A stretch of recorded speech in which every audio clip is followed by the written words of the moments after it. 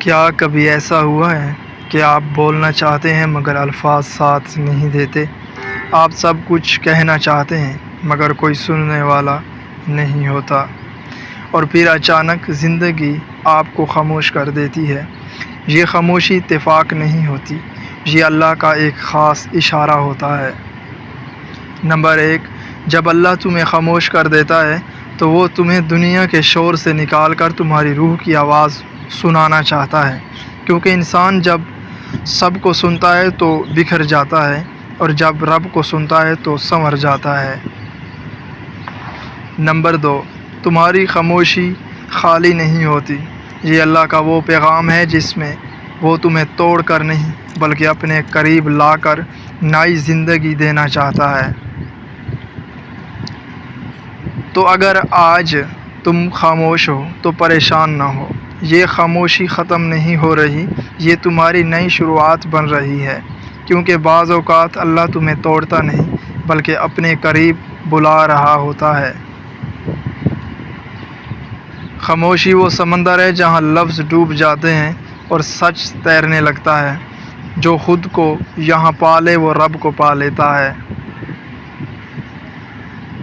تمہارا درد تمہاری سزا نہیں، یہ ایک دروازہ ہے جو تمہیں دنیا سے ہٹا کر اللہ کی طرف لے جاتا ہے، بس تم سمجھنے میں دیر کرتے ہو۔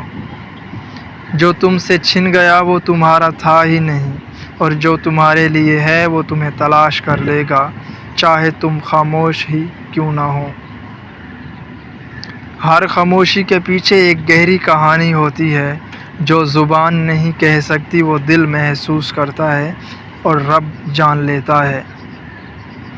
انسان جب ٹوٹتا ہے تو بکھرتا نہیں بلکہ اس کا غرور ٹوٹتا ہے اور وہ پہلی بار سچ میں جینا سیکھتا ہے۔